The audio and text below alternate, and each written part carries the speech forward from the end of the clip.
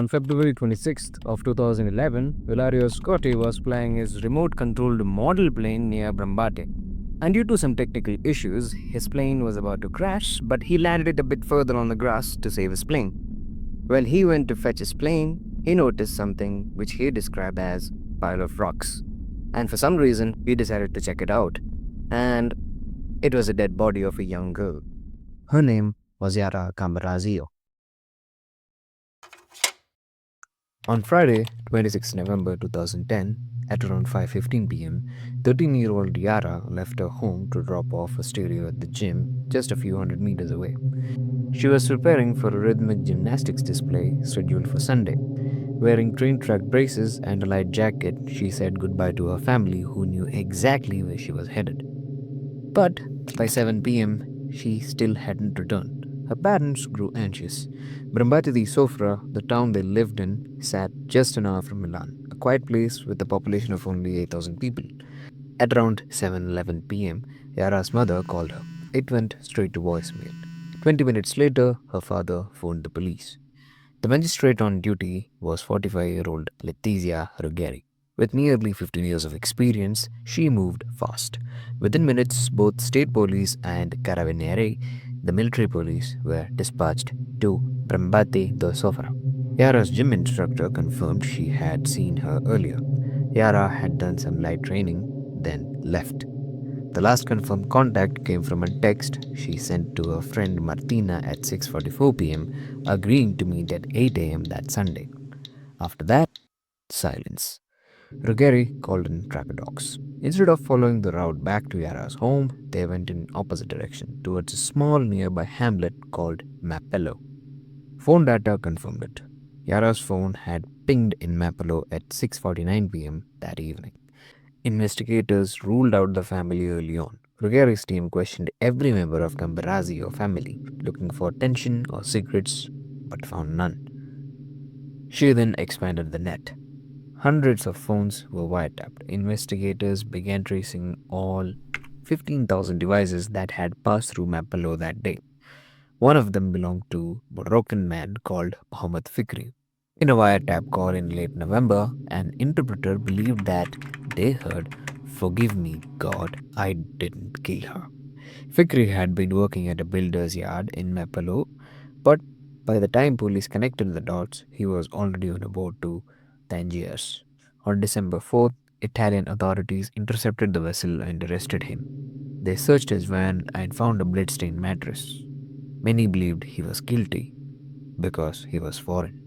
But soon the truth came out. The phrase had been mistranslated. What Fikri actually had said was, "Allah, make her answer." And by make her answer, he meant the phone. After further reviews by multiple translators, Fikri was declared innocent, and the bloodstains which was found on his car was ruled out.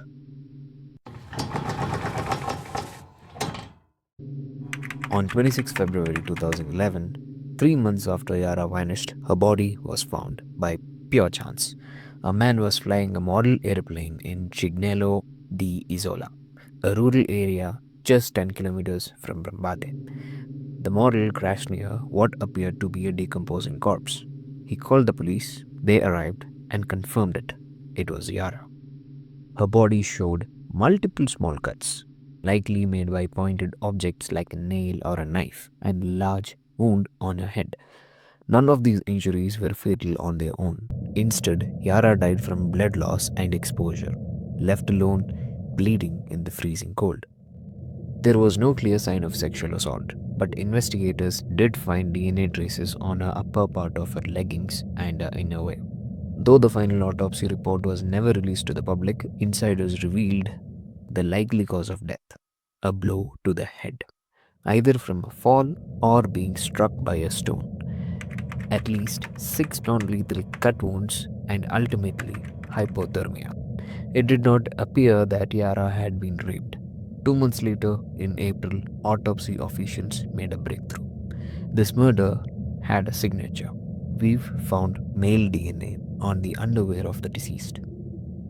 Investigators believed the killer may have been injured during the struggle, leaving behind his own DNA. Now, the unknown killer had a name: Ignoto 1, which translates to unknown one. The hunt could begin in earnest. Police started wide. They collected DNA from family members, classmates, gym members.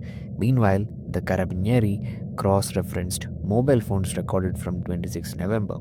Every phone that pinged both Brambata di Sobra and Cignolo di Isola on that day Yara vanished was flagged. Each owner was tracked down and asked for a DNA sample. The work was grueling. It took geneticists at least 6 hours to turn a tiny DNA trace into usable data, something that could be read and compared on screen. The cost in equipment, labor, and time was staggering. This would become one of the most expensive manhunts in Italian history. Yara's funeral was held on a hot May morning in 2011. By then, thousands of DNA samples had been taken, but still no match. The case had grown cold.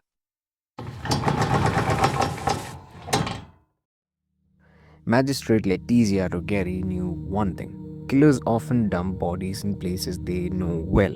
In 2011, her team began collecting DNA samples outside Sabi Mobili, a local nightclub, on busy Friday and Saturday nights. The club had a wild reputation. In 2011, January, a young man from Dominican Republic had been murdered just outside its door. But the club kept strict records. Entry required a membership card, allowing police to track every regular visitor. Then, finally, a break. One DNA sample collected from outside Savi Mobili came strikingly close to a match with Ignoto 1. It belonged to Damiano Guarinoni. But Damiano was ruled out almost immediately. He's been in South America on the day Yara vanished. Still, geneticists were sure he had to be a close relative to the killer. As Ruggeri's team dug into Damiano's family tree, they found something shocking. Damiano's mother, Aurora Zani, had worked as a domestic helper in the Gambirasio family for 10 years. She lived nearby and visited the house twice a week throughout Yara's childhood. Could it really be that close? Ruggeri later said, "We intercepted their calls, had them followed, grilled them, and tortured them. Metaphorically, we pressed them hard." But after months of intense surveillance, she had to admit, it was just a crazy coincidence. There was no connection. Still, the Guarinoni's DNA was the only solid lead, so Ruggeri doubled down on it. Her team began mapping Guarinoni's family tree all the way back to 1716. They soon landed on Damiano's uncle, Giuseppe Guarinoni. He had died in 1999. But in September 2011, investigators visited Giuseppe's widow and made a crucial find: two postage stamps that Giuseppe had licked. When DNA was extracted and analyzed, another breakthrough. Giuseppe Guarinoni was the father of Ignoto 1. Giuseppe's marriage to Laura Polli was typical. They had 3 children, a girl and 2 boys. Since Ignoto 1 was male, attention turned to their sons, Pier Paolo and Diego. Neither was a match, and neither had children. There was only one explanation left. Giuseppe had fathered a secret, illegitimate son. Now, Ruggeri was chasing a ghost, a woman likely in middle to old age who had once an affair with a married man and gave birth to a boy who would one day murder Yara Gambirasio. Ruggeri's right-hand man, Marshal Giovanni Masserino, got to work. He interviewed Giuseppe's old bus driver colleagues. One had already gone to the press in March 2013, claiming Giuseppe once told him he had gotten a young woman in trouble. Another described Giuseppe as a man with a capital M, a known womanizer. But it wasn't until June 2014 that a key source finally dropped the name: Esther Arzufi. Arzufi had been Giuseppe's neighbor in the late 1960s. In 1966, at the age of 19, she married Gianni Bozzetti from a nearby village of Parre.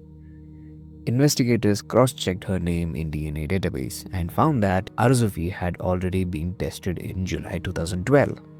Then came the mistake. A geneticist in Rome had compared her DNA to Yara's, but not Ignator's ones. When the test was rerun properly, it was clear. Arzufi was indeed the mother of Ignator I. Her story came together fast. In the autumn of 1917, Arzufi gave birth to twins, a boy and a girl. The boy was named Massimo Bozzetti. At the time of the murder, he was 42 and a builder, married with 3 children and living in Mapello, the very hamlet near Yara's home. Ruggeri acted fast. On 15th June 2014, she set up a fake roadblock, breathalyzing drivers. When Bozzetti was stopped, officer pretended the machine failed the first time, so they could collect 2 clean DNA samples. The DNA samples were sent for overnight analysis. The result? A perfect match. Massimo Bozzetti was Ignator I. The evidence began to mount. Bozzetti had been loitering near Yara's house. He frequently parked his car on Via Don Sala, right behind the gym. He ate at Toscanasia Pizzeria at the end of a street. He even got regular UV tanning session at a nearby salon. Most disturbing of all were his internet searches that revealed a deep, disturbing obsession with pubescent girls. On 1st July 2016, the Corte d'Assise of Bergamo sentenced Massimo Bozzetti to life imprisonment. And on 12th October 2018, the Court of Cassation, Italy's highest court, confirmed Bozzetti's life sentence. But the case wasn't over. In November 2019, Bozzetti's lawyer requested a review of the DNA evidence. By March 2021, the request was denied because there was no evidence left to reanalyze. That decision triggered new controversy. In December 2020, Chief Investigator Letizia Ruggeri came under investigation herself, accused of misdirection and trial fraud. Yara Gambirasio was laid to rest just across the road from the gym she loved. She is buried between her 2 grandparents. Her tombstone bears no date, only her signature, engraved next to a photo of her wearing a simple white Alice band. All around are the gifts of grief: gym shoes, rag dolls, a metal tulip, plastic angels, little bracelets. And often, in the soft light of early evening, you will find a father, Fovio, standing quietly, staring at the final resting place of his parents and his daughter. I hope you enjoyed the video, and thank you for watching. I'm Jay from Scamlet.